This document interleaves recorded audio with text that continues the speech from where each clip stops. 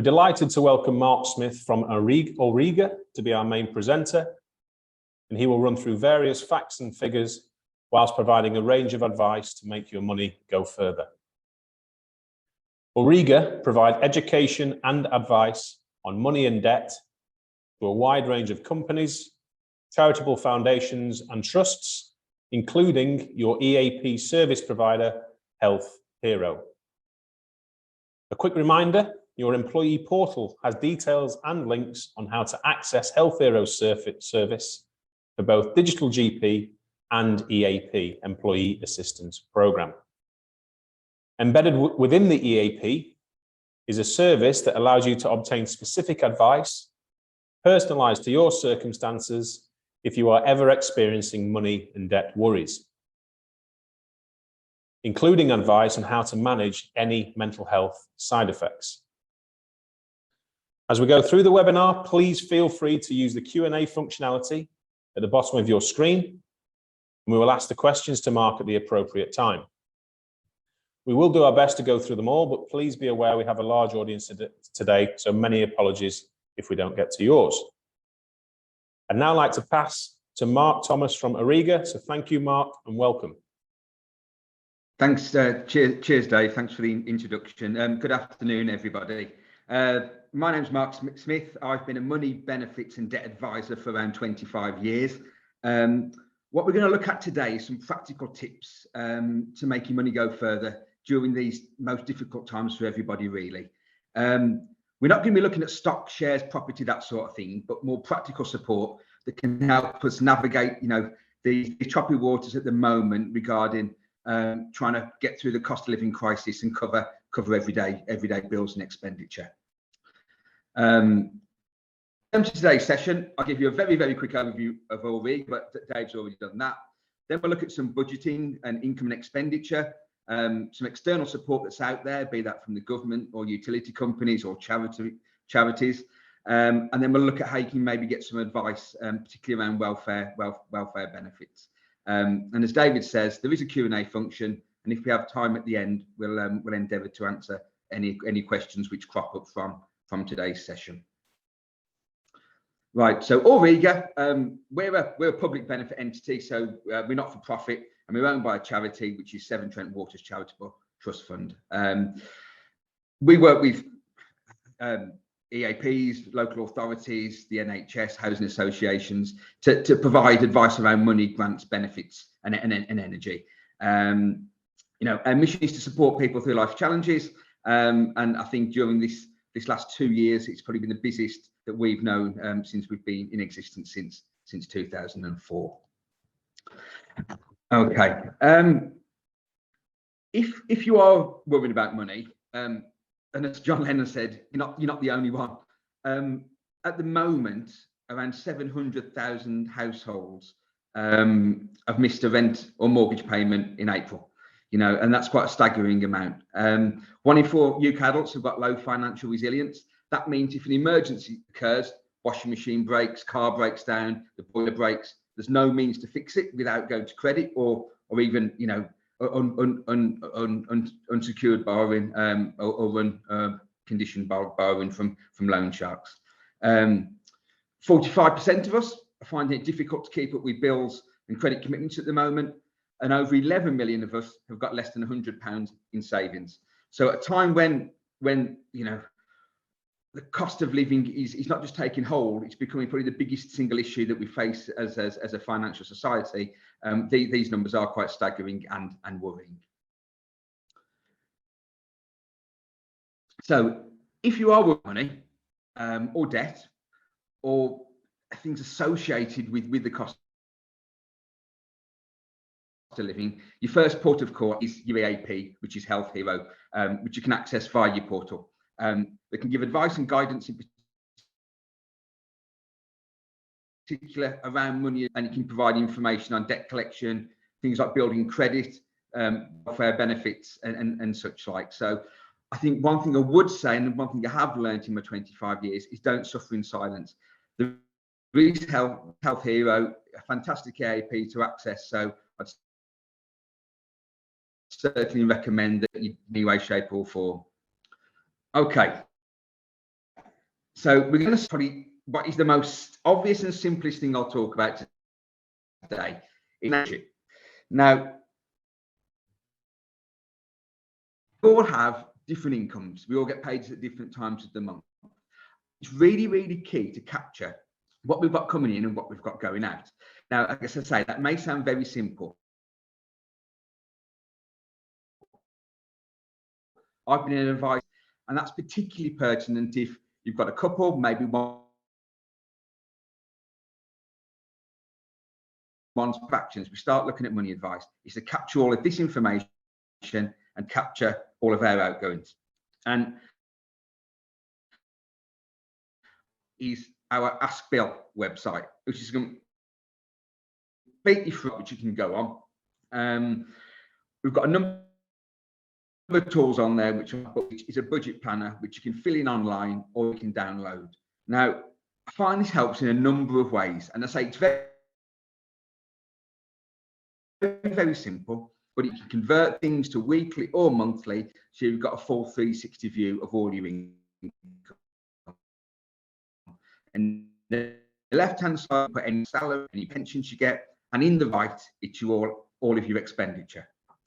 So not only does this show you if you've got a positive or negative, it's a really good way of finding out if you've got any direct debits or such like that you don't need. So the most common direct debit that I see going out as expenditure is gym membership. Normally signed up for and used later into the year, you know, and sometimes people have let that run 3 years, paying, you know, 15, 20, 30 pound a month for something they don't use. So this is really good at identifying any outcomes like that. Even things like old mobile that you're still paying for, magazine subscriptions, insurance for items that you don't have.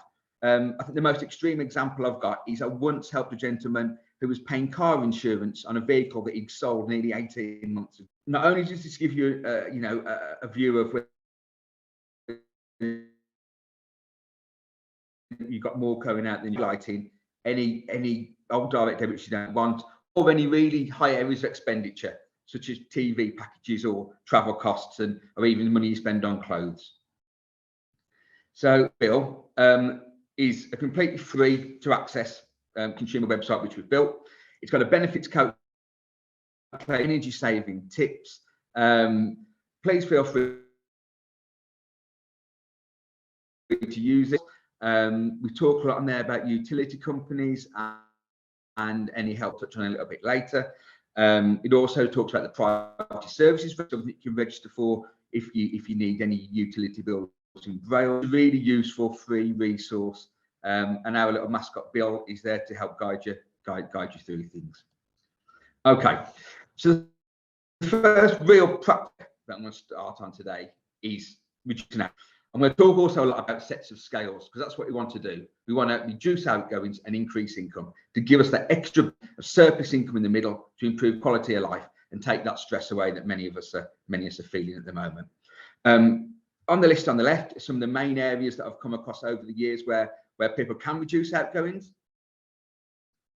What I will say is that these solutions won't be for everybody. If everyone on the call today can take away 1 or 2 things, that's marvelous. At the minute, there's no quick fix given the financial situation, but if 2 or 3 of the things I mentioned today can help you save a few pounds or increase your income a little bit, that's fantastic. But please as well share this with your friends and family. There's a few things we're going to talk about that might not apply to people in work necessarily. However, you might have friends, family and neighbours that might really benefit. So the first area is compare your TV, mobile and broadband packages. At the moment, there's real competition between the television companies, especially if you're out of contract. I know from yesterday, Now TV, if you've got a Now TV package and you try to leave, they're offering you up to 50% off for 6 months just to stay with them. I mean, if you're a long-term customer of the likes of Virgin and Sky, we've heard of people again being offered anywhere between 25 and 50% off for a year not to leave. So even if you want to stay with your provider, it's certainly worth phoning up and dangling the carrot that you might leave. There is a lot of competition in the market. And the same is with the monthly subscription packages. So your Amazon Primes, your Netflix, Disney Plus, they might not be as flexible to reduce the charges, but equally do you need 3 of them? You know, could a lot of these you don't need to enter into a contract. So you maybe can have 1 or 2 at a time when you've watched everything in your contract and sign back up with another one. You know, if you've got 4 or 5 of those smaller TV packages, it's a big expenditure. Energy efficiency, we'll talk about that a little bit later. Meal planning, we find meal planning to be a real good way of reducing expenditure. 1, because you can buy in bulk, but 2, because you also cook in bulk and freeze it. So you're only using 1 lot of energy to cook that food with. Subscriptions and memberships, very much like going through direct debits. That can often be things like gyms, but even magazines or digital magazines that people don't read, and you've got an ongoing charge on your credit card, it's worth doing that little audit. Something which my wife and I have really taken to the last couple of years is the growing our own veg. It is quite therapeutic as well. It's very rewarding to be able to go and pick your own food, and equally, it saves you money. I think for many years we've been told to compare insurances, especially home and car, and again, I think it's very, very wise and pertinent to do that. But anything else you insure, particularly pets, it's worth having a look at that. So pet insurance, you might insure your pet, your puppy or your kitten when they're very young. As the years go on, the premiums might creep up just by £2 or £3 a year, but it's a bit of a stealth tax. It may well be worth you, after every couple of years, reviewing, seeing if you can change pet insurance provider. Even sometimes if you don't actually save any money, there's incentives like £50 gift vouchers and cards that might make that little bit of difference and at least give you something back for what you're paying out. And probably the biggest one, and I used to work in local authorities, is if you live on your own, claim your 25% council tax single person reduction. It's probably one of the biggest, quickest, easy wins that you can save a load of money that people don't know about. And again, if you've got friends, family, neighbours who live on their own and they're not claiming 25% off the council tax, please, I implore you to recommend to them. It's often just an online form with the council, and it's done in a matter of minutes. Okay, so conversely, reducing expenditure, we'd like to maximise income. It's probably not as easy as it once was at the moment. Probably have to be a little bit creative ways we can maximise income, because everyone's out there looking for ways to do so. But there are a few quick wins that I've come across with the people that I support and my friends and family have done recently. So switching bank accounts in particular. I looked last night, NatWest and RBS were offering £200 to switch current accounts, and you received the cash within 7 days, which is fantastic. HSBC were also offering £200 to switch and access to a 5% regular saver account. And First Direct were offering £175 to switch, access to a 7% saver account. So very quickly, especially if you're a couple, both of you could change your current accounts, and there could be a quick £400 income there, which this time of year, it might pay for a weekend away or some work in the garden. Missing benefit entitlements is a massive one, and we're going to touch on benefits at the end. But there is a lot of misconceptions that if you're in work, you can't claim benefits, and that's not the case at all. But we will look at that at the end.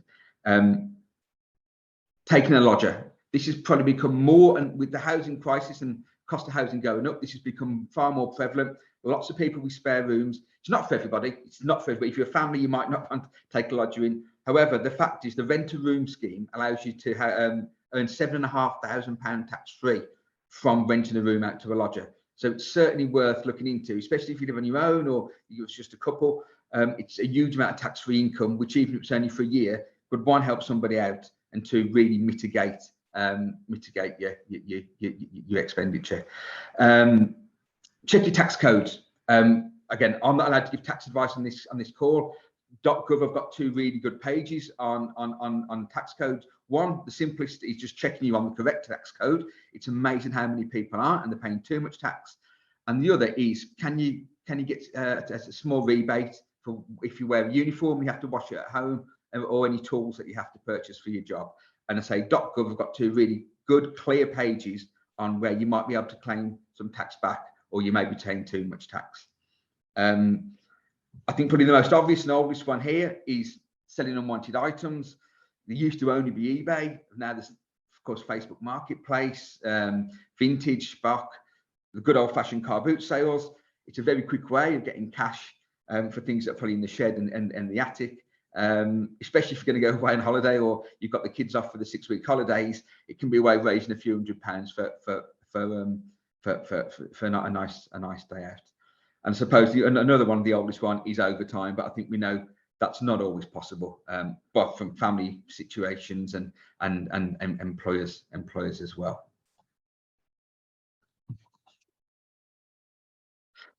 Okay, so I said we'd have a quick look at energy efficiency. Now, I know this has probably been driven down our throats for the last 2 or 3 years, but it is still really pertinent and savings can be made. We're lucky that the energy prices, they do appear to be coming down, and some good news from July. However, there is still a lot of people making mistakes where they could save a good few £100s a year. The Energy Saving Trust is a fantastic website. They update their tips and hacks frequently. They also put how much you can save on there. So £63 a year for just switching off things that are on standby at the wall, £43 a year for not overfilling the kettle, and just taking a 4-minute shower rather than a 6-minute one can save you £95 a year. So I would still recommend looking at those tips. The most common ones that we come across, people running the dishwasher with only a handful of items in. It costs as much to run if it's full or there's just 1 cup in there. Bleeding radiators. If you've got a radiator key, bleed your radiator. You just waste your money if all you're doing is heating the trapped air in there. Submit genuine readings. Don't let the energy company estimate your readings. It can be a bit of a pain depending where your meter is if you haven't got a smart meter. However, submitting your meter readings is really, really key, especially this time of year now the weather's warmer. Usage would have gone down. Some people might actually find, despite the high bills, they're actually still a few £100s in credit, which you can either then have back or you can leave in there to build up a bit of resilience for the winter. But if it's accurate, then you've got control of that money that you're paying to the energy company. On a similar vein is water efficiency, probably not spoken about as much, and of course you see it has an equal environmental impact, and it's probably more pertinent for people with water meters.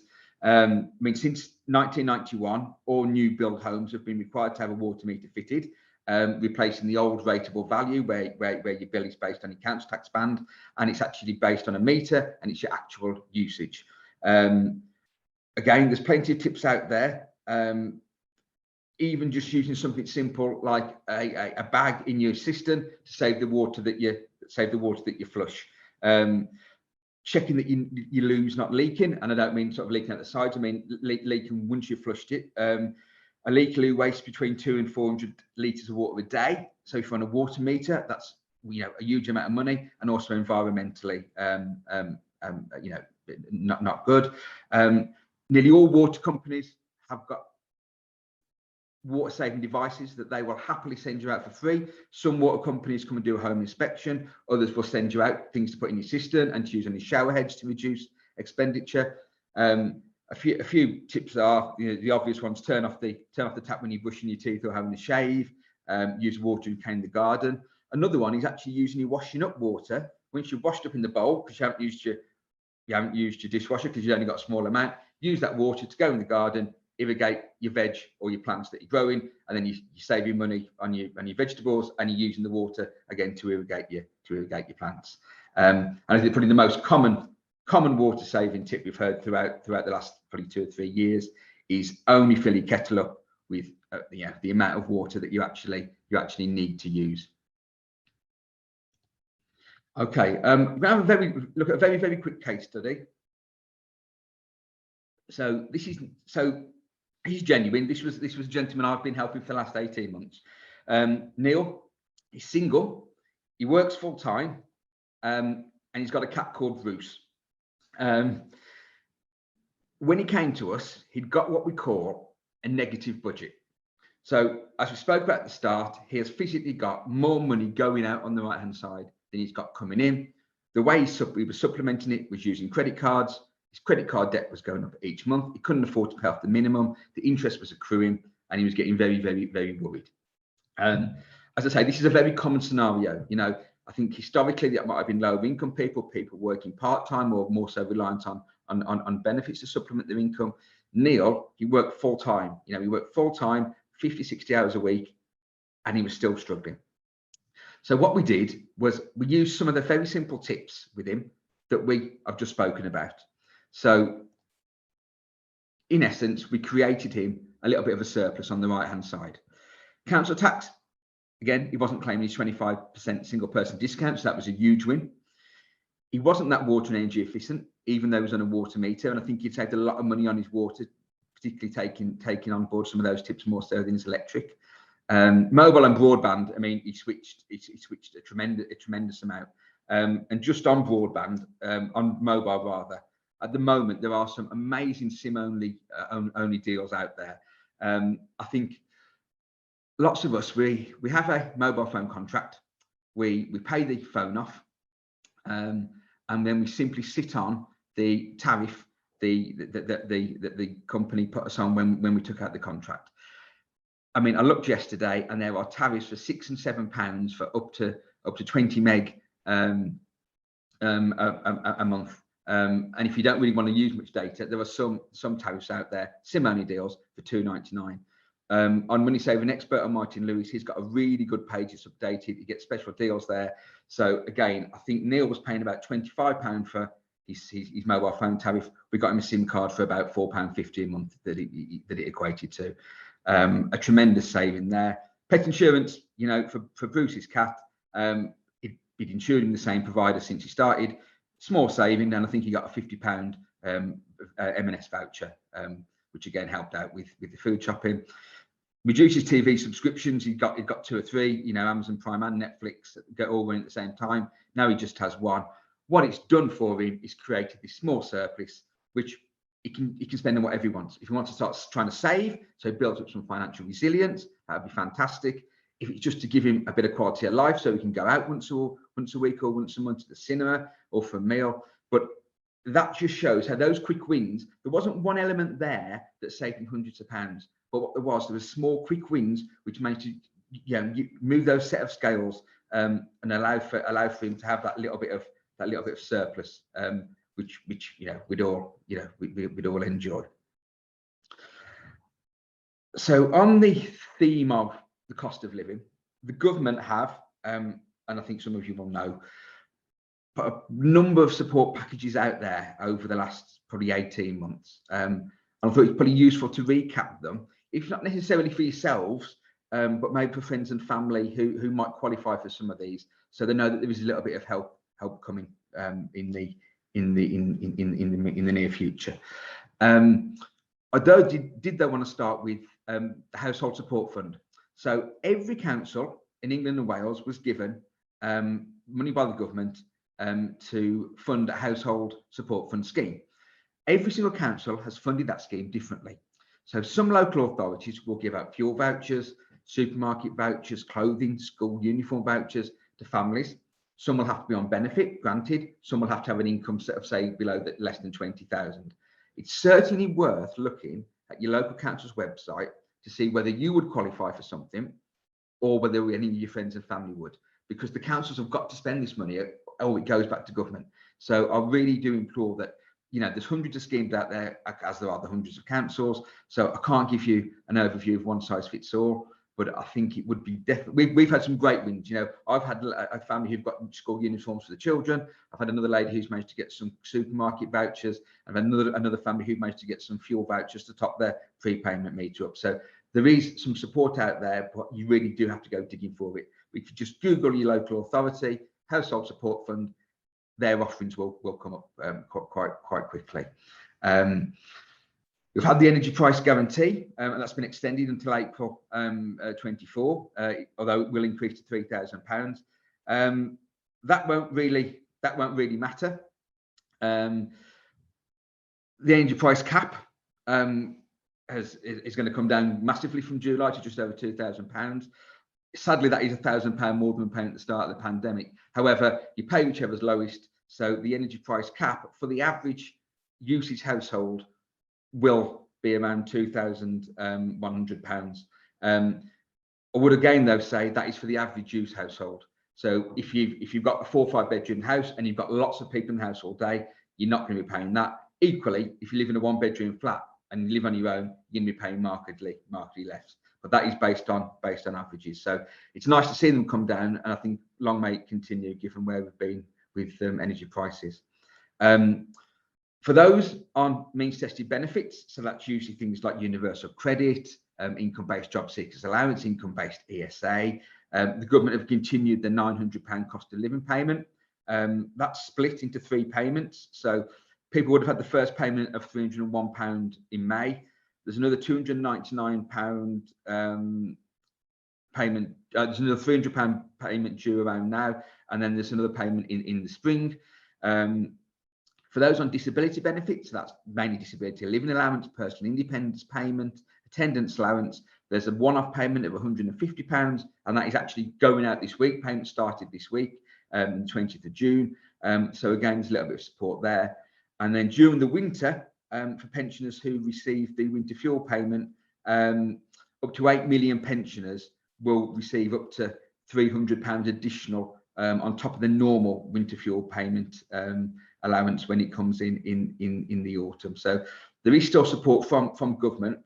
A lot of those you do need to be on benefits for. Household support fund's probably the one that you don't if your income's a little bit lower, you work part-time, but it's definitely worth ensuring that you get those payments if you fit into any of those categories. Okay, so in terms of discounts and things, I just wanted to very quickly look at where we can save money on water. And since 2013, every water company has had to have a social tariff. What that means is it's a tariff for slightly lower income households, which reduces the water bill. Again, all the water companies are different, so you need to go to your water company and have a look what the criteria is. But just as an example, Severn Trent Water can actually give some low income families up to 90% off the water bill. You don't necessarily need to be on benefits, you need to have a lower income. So all the water companies have got a social tariff. I really would implore you to go and have a look.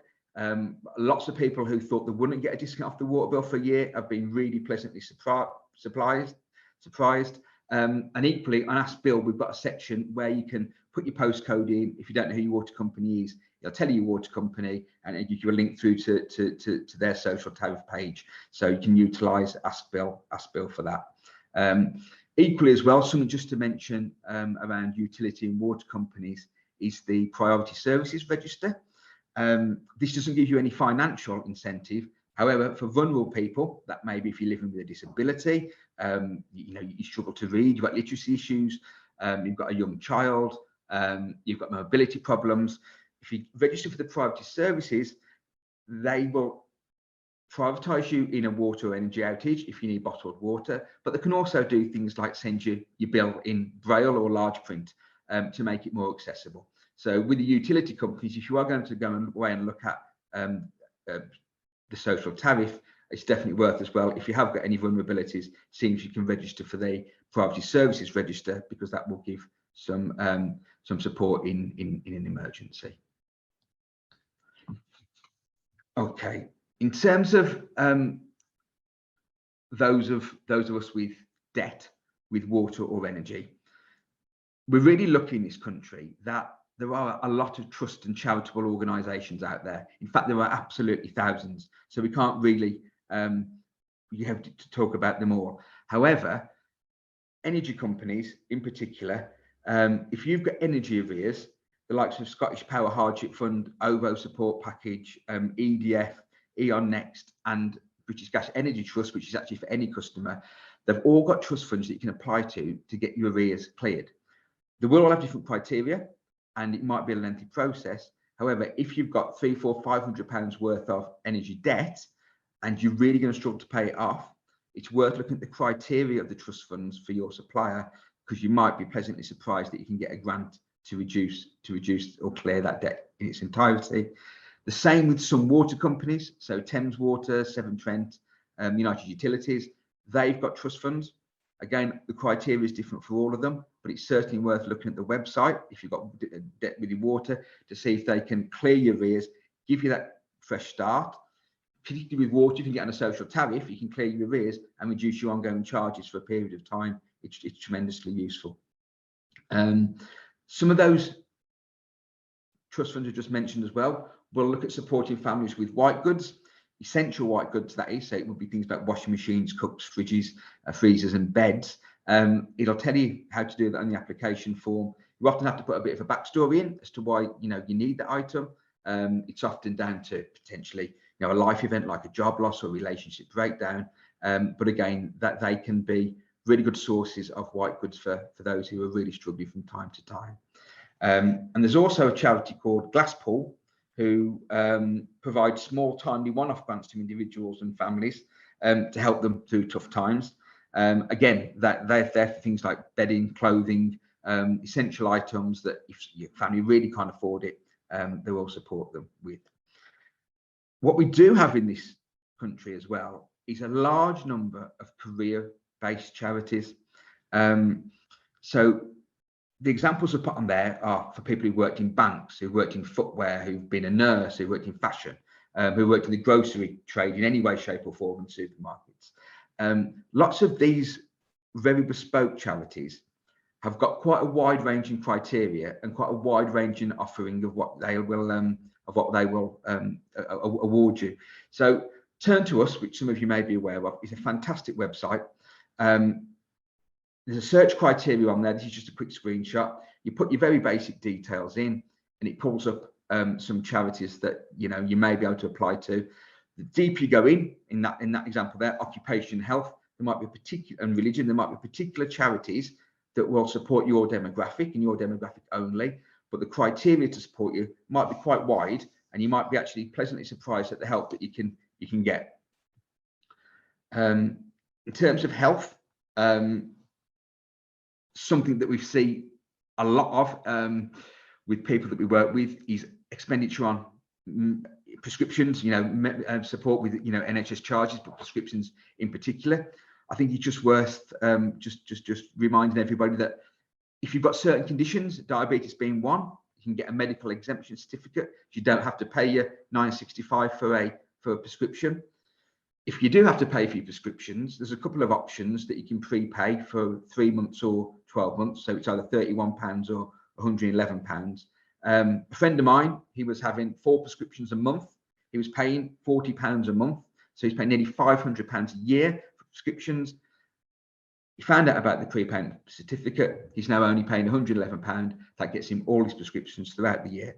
It's a huge saving of nearly £400 for him. And that was from just a conversation we'd had. If you are working or maybe part-time on a lower income, the NHS has always had the HC1 scheme. It's a bit of a lengthy form that you fill in, and it will give you a percentage off based on your income. The calculation is a little bit kept hidden by the NHS. However, there is some guidance on there, and it can give you some money off prescription charges, dental work, eye tests, that sort of thing. So I certainly would investigate the prescription charges if that's something you're spending a lot of money on.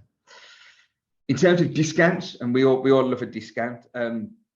All of you on this call have got access to the fantastic Reward Gateway, which is accessed by your employee benefits portal.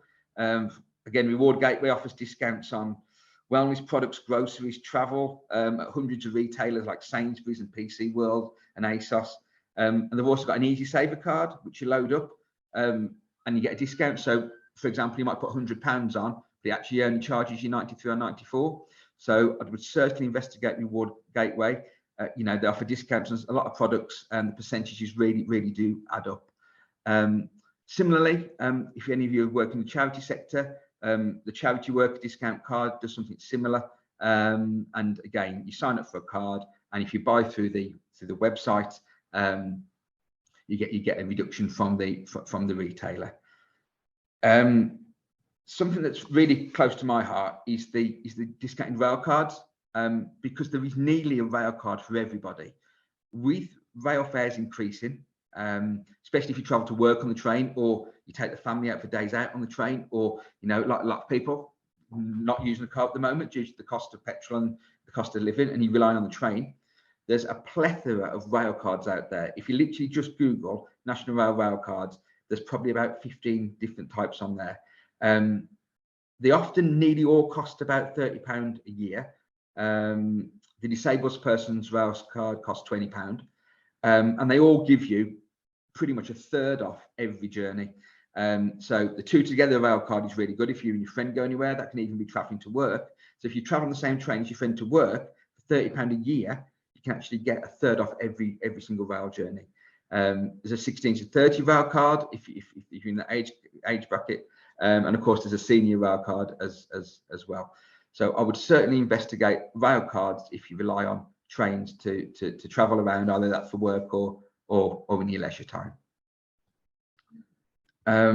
Okay, I think it would be remiss not to just comment on money and mental health. You know, it's vital to ask for help if you're worrying about money. And as I said at the start, you know, the EAP portal Health Hero is there, and that should be your first port of call. They've got multiple solutions, and they can help you if you've got money worries.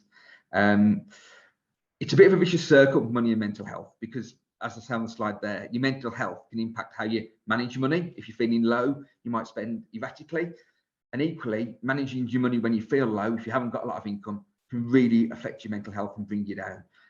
You know, and the sooner you begin to confront your problems, the sooner you've got an opportunity to put them behind you. There's so many debt solutions out there. You know, there's insolvency options. There's something called breathing space, which is recently, you know, been brought in to give people time away from, you know, enforcement action and interest, and gives you time to get some proper debt advice and stop those horrible red letters coming to the door, which induce so much worry and so much panic. I think, yeah, my message here would be don't suffer in silence if you're worrying about money. Please reach out. We're so fortunate to have so many people to help, and there's also so many solutions out there. A lot of people think that, you know, they're the only person in that situation. There's a lot of stigma, a lot of worry around it. You're not. There are millions of people, as we said at the start, in a situation worrying about money, who could be getting help now and actually putting it behind them and looking to move forward and get on with their life positively. As I said at the start, I do want to talk about benefits very, very quickly, as I know we're coming towards the end of this session now. There's a lot of misconceptions around benefits, and I could talk about it all day. I've been a benefit advisor for years. And one of the misconceptions is you can only get benefits if you're out of work, and that's not the case at all. You know, universal credit itself is an in and out of work benefit. There's an earnings taper in there. So when you start moving, from universal credit into work, you get to keep some money, or if you're already in work and you claim some universal credit to top your money up, you know, there's the support available for you. On Ask Bill, there's a benefit calculator. I would suggest that you go and have a look at it. You can do it anonymously. You put your details in, and it tells you if you're entitled to anything. You know, there's a few extreme examples. A family I worked with once got an income of £50,000 and still got some universal credit due to the makeup of the housing costs and the children and some disabilities in the home.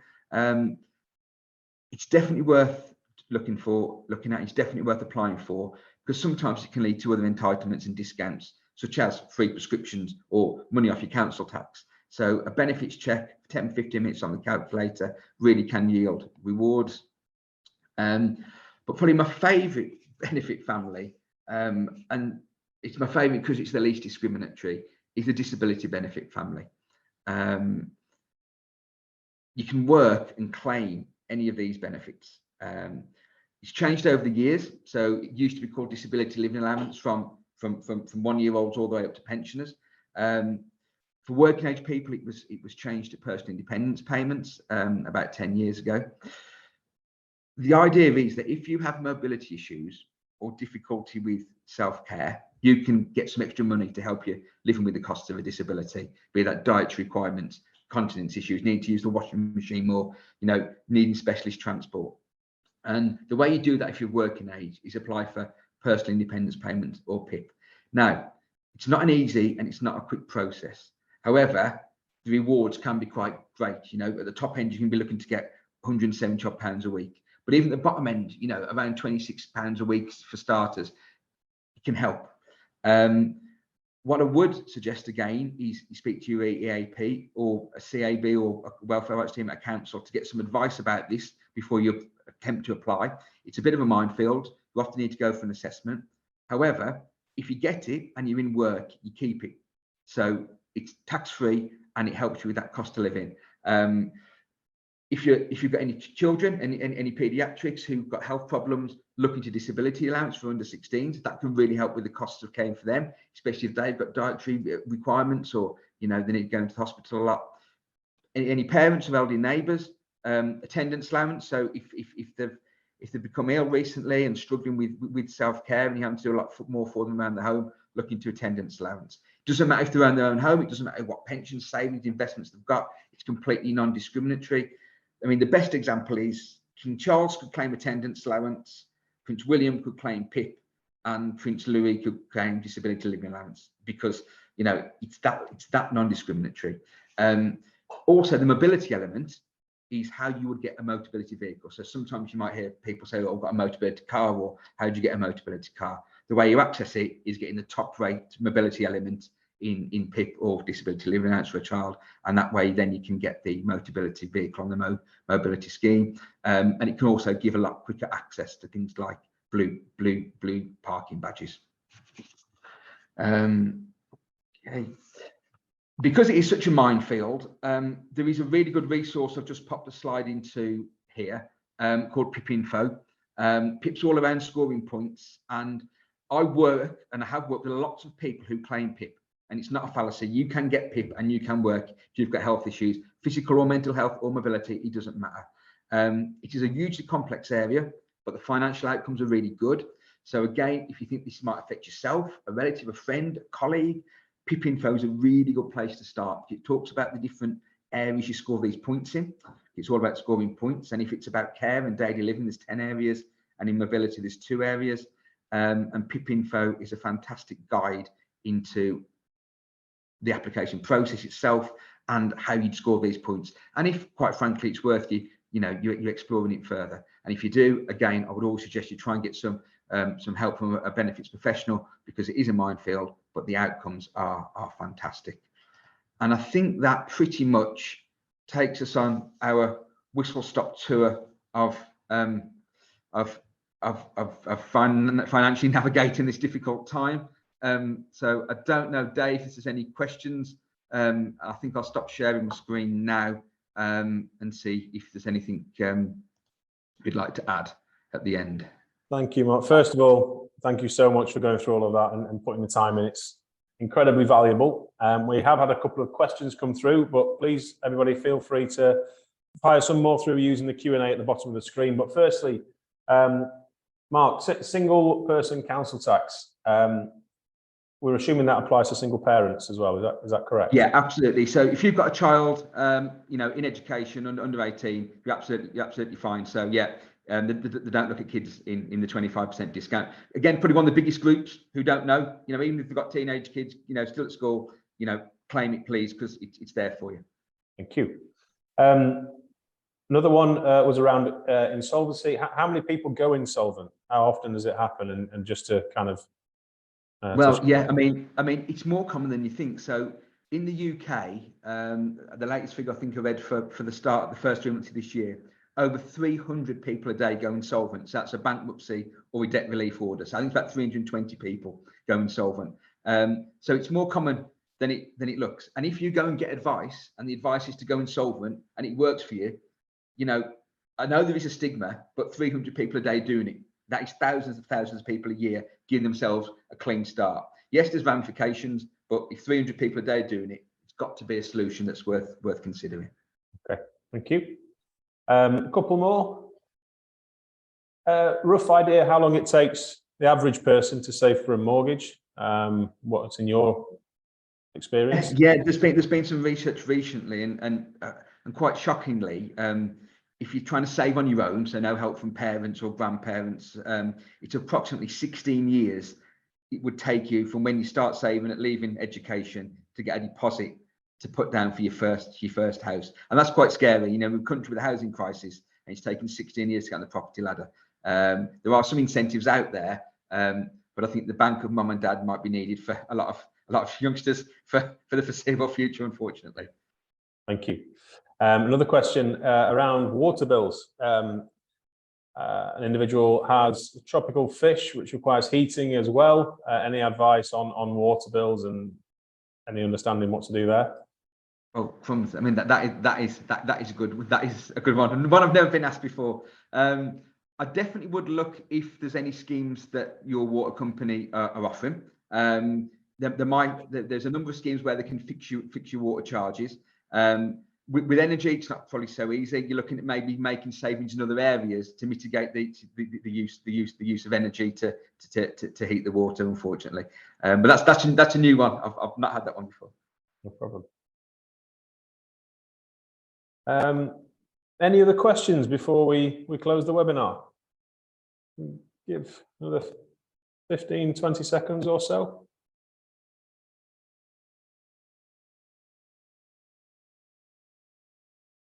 I think Mark, we are done. But once again, thank you so much for presenting for us today. We've been speaking for the last month or two preparing for this. I know how much work you and your colleagues have put into this. So thank you so much from everybody here. Very informative, and thanks again. And we'll speak soon. Thanks, Dave. Thanks for having me. Cheers. Thank you. Thanks, everyone. Take care.